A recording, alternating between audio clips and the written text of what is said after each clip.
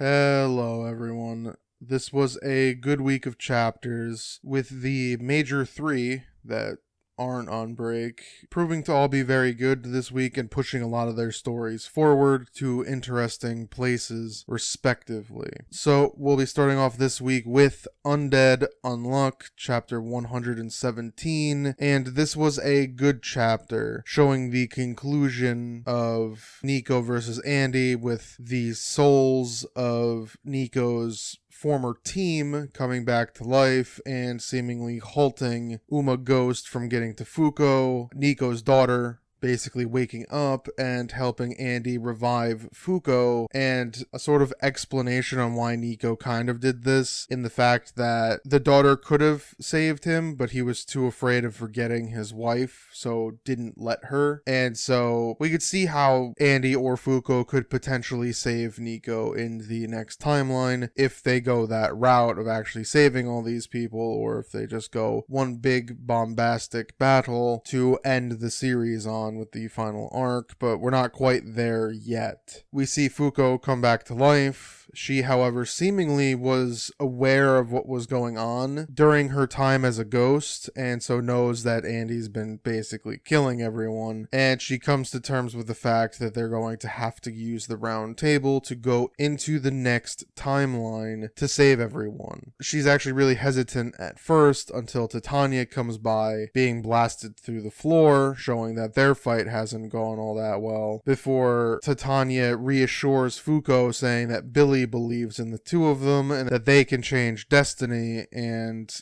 save everyone and defeat God. We then see that Unruin is still in hot pursuit behind Titania and was the one fighting her, and so we probably get one more clash as the chase begins to try to get to the round table first, either to destroy it via Seal and Unruin, or travel through it via Andy and Fuko. So there's a lot of interesting things in this final battle of this first timeline, and we'll probably get even more exciting things if it succeeds, which I assume it will. So overall, I think I'll give this chapter a B. It was good seeing the conclusion of the previous fight and the preview of what's to come, with Unruin making his reveal to Andy and Fuko that he's there and fighting everyone. So now we'll get the grand chase to the round table, the race against time itself, as everything's going poorly for just about everyone. From God's side being delayed and delayed and delayed, seemingly having everything that they're trying to do go against them, while the Union is trying desperately to set up all their plans to push Andy and Fuko into the next timeline. It's a lot of exciting things building up for this final arc.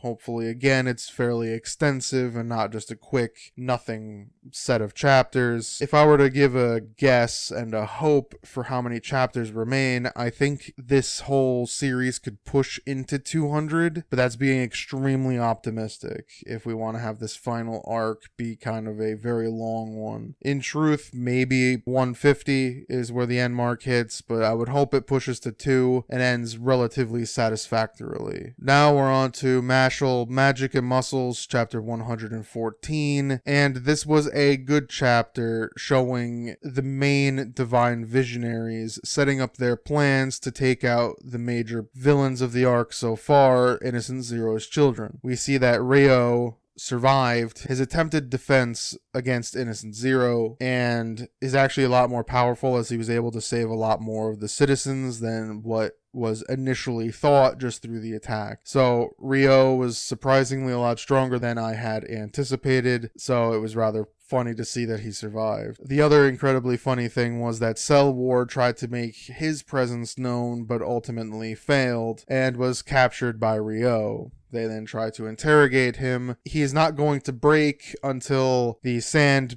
divine visionary threatens him, and he breaks immediately and begins to talk about every son of Innocent Zero, major son, from the fourth one, the weakest of them, if that makes sense, the fourth son, who is a master of polearms, spears, and the like, leading it that Rain wants to verse him, as it seems as though it's a direct challenge to him. The third brother loves pudding. That's all the information they get about him, so that'll be very fun to see. Whoever fights him, what will happen there, because we don't know much about him, and Cell War doesn't even seemingly know much about him either. We then hear mostly about the first two children, Doom and Famine. Famine's the more clown-like one, and Doom has the giant sword. So it then cuts to the two of them, and we see just how unhinged Famine is, as Cell War had explained that he has the closest blood to Innocent Zero, meaning I guess he's the closest to him in terms of being an exact clone, and he's completely unhinged and just goes nuts. Doom tries to tell him to stop killing everyone, so Famine tries to kill him, but Doom is too powerful and kind of stops him from doing so. Two assistants come to inform Famine that Innocent Zero wants to speak to him, and Famine kills the two of them just because. So Famine's unhinged, and it seems as though the Sand Divine Visionary, Otor, plans on fighting him and leaving Rio with Doom. So the sort of battles are set, leaving it to be very interesting to see how these four are able to overcome the children of Innocent Zero better than their previous four, as the one who's been on Mash's side for quite some time, the one who helped Finn, seemingly wonders why the other divine visionaries failed, and that there's something Cell War's not telling them, but they're still going to the base of Innocent Zero anyway to fight. We didn't get any MASH update this week, so that'll be fun to see what type of suspenseful ridiculousness is happening there, and we got to see the matchups being made for the next few chapters as MASH is still recovering. So overall, I think I'll give this chapter a B. It was good seeing the matchups be made, as I said, as well as just seeing more fun antics with the other characters of Mashle. We'll see how strong these ones are, as they're more or less named divine visionaries. So it'll be interesting to see how powerful they are compared to their counterparts, who were also very powerful, but just seemingly weren't strong enough for Innocent Zero's children. I wouldn't be surprised if they escaped Innocent Zero's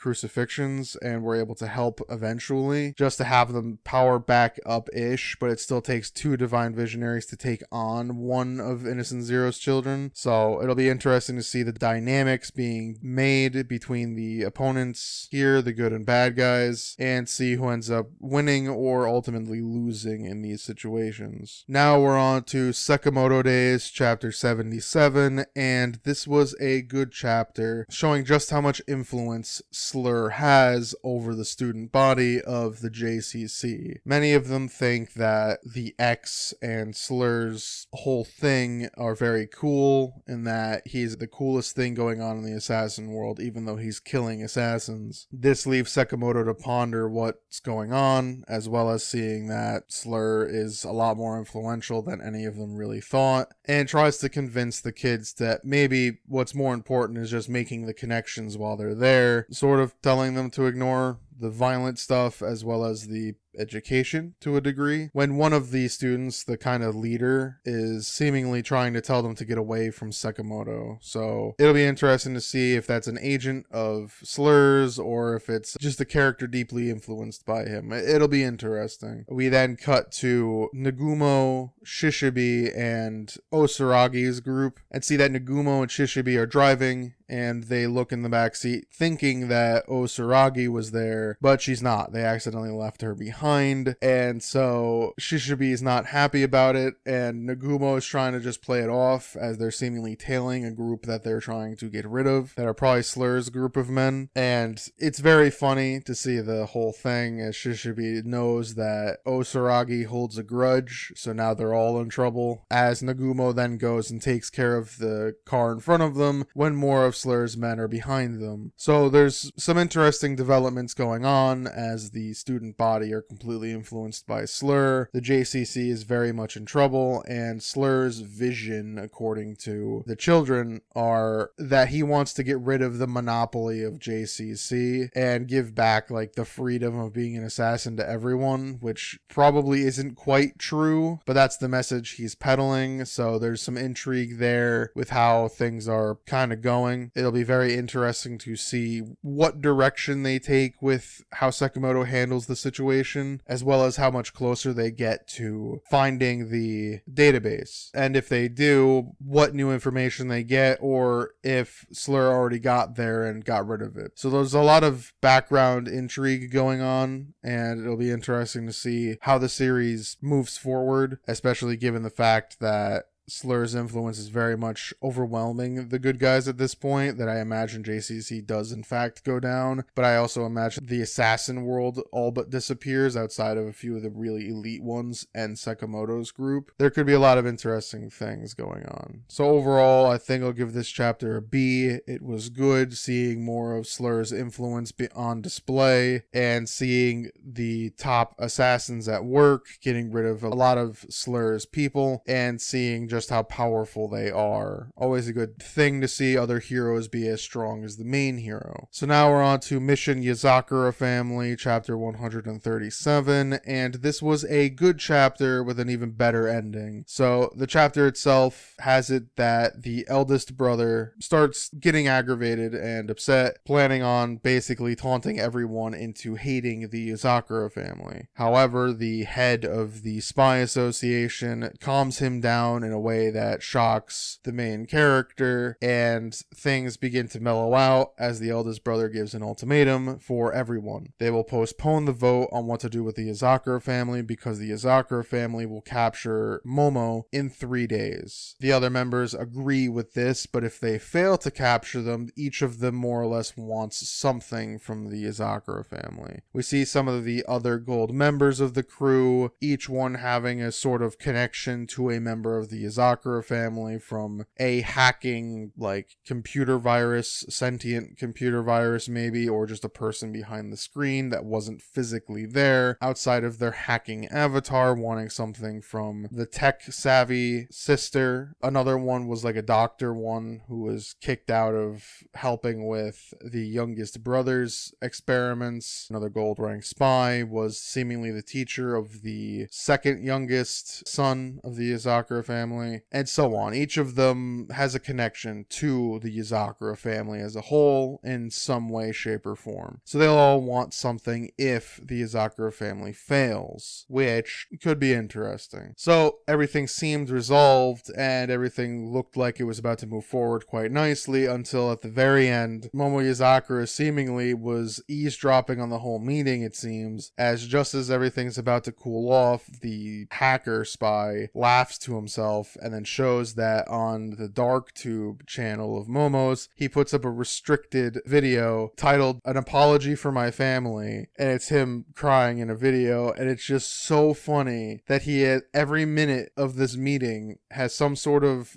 response and answer to what's currently going on with them. And I thought that end bit was hysterical, seeing the apology video of what he's done out of nowhere with no reasoning other than the fact that he knew that they were in a meeting for trouble, and it looks like he might turn himself in to save the family from being kicked out or something. He's ridiculous. He's very much the best part of the manga at the moment and is an excellent villain. So overall, I think I'll give this chapter a B. It was good seeing the conclusion of this meeting, as well as seeing a lot more of the character dynamics between these gold rank spies, as well as the rest of the Yozakura family. The other funny bit was Momo, one of the better villains of any of the series going on currently, going from mythical character that no one really knew too much about, but was not well liked in the Yozakura family for what he had done, to ultra powerful monster when he was first revealed, to now ultimate clown troll that is still too powerful for any of them to fight, yet is somehow just being completely goofy, that it's almost hysterically unhinged. It's very good, in my opinion. It's very funny to read. It really adds to his level of sinister that he's just just doing all of this as if it's no big deal. And it's very funny to see. He's a very good villain, I think. So that was all of the major chapters. They, again, were all very good, and all of them pushed the story along very well, leading to a lot of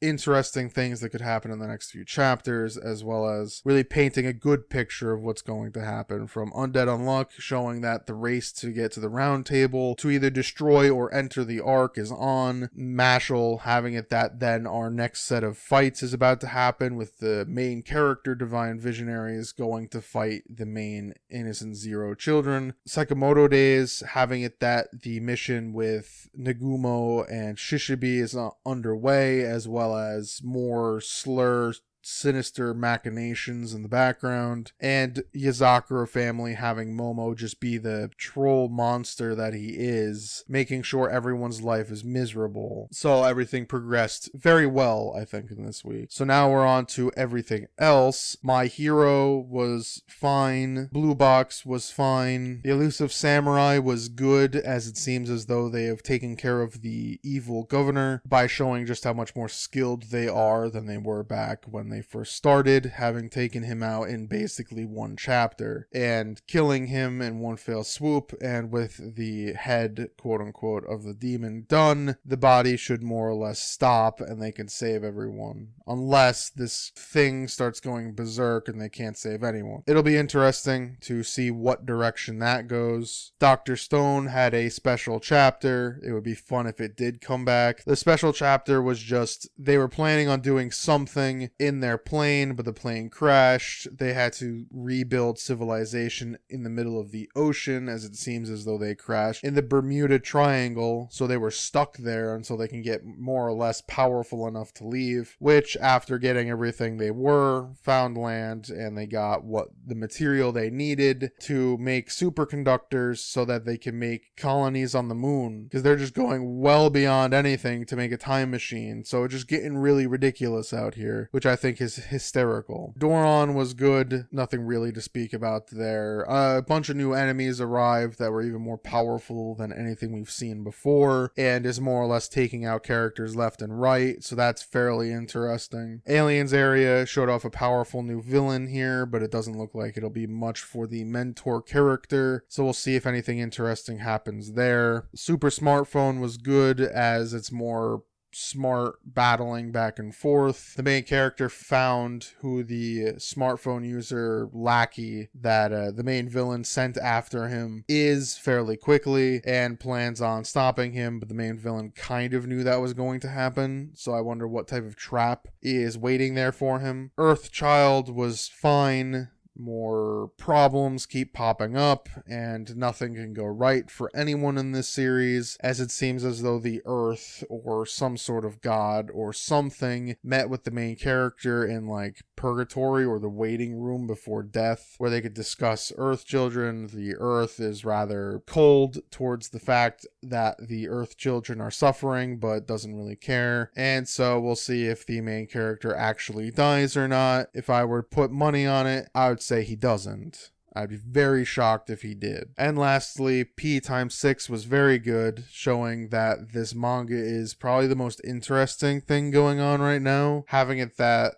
Lucky is changing, and I don't know if it's necessarily for the better, but he's like maturing in what he wants to do, which is extremely interesting. And the whole series has this odd, sinister undertone going on, where like everyone wants to hurt each other, but like in their careers, not like physically. And so everything going on just has this odd sinisterness, which I really enjoy. Or I might be just putting it there, but I think it really enhances the story with all of these characters having their own motivations and wanting just to destroy each other, with some of the more innocent characters not knowing. But Lucky being more or less corrupted by his more influential brothers, I think is interesting, and the fact that he's seemingly ready for the challenge is also very interesting. So I'm very much looking forward to the future of this series in particular, and hopefully it goes quite some time, because there's a lot of good in this one so far, in my opinion. So that was all of the chapters. They were all very good. everything was very interesting, and a lot of the stories really pushed forward in nice, concise ways. Hopefully, well, from what I can gather, we've got another month for both Black Clover and One Piece before their return, so we'll see how much of these other stories can progress rather nicely and how many somehow end in the 1 month time frame here. It wouldn't surprise me, is all I would say. So if you enjoyed this video, please leave a like, and as always, thank you for watching.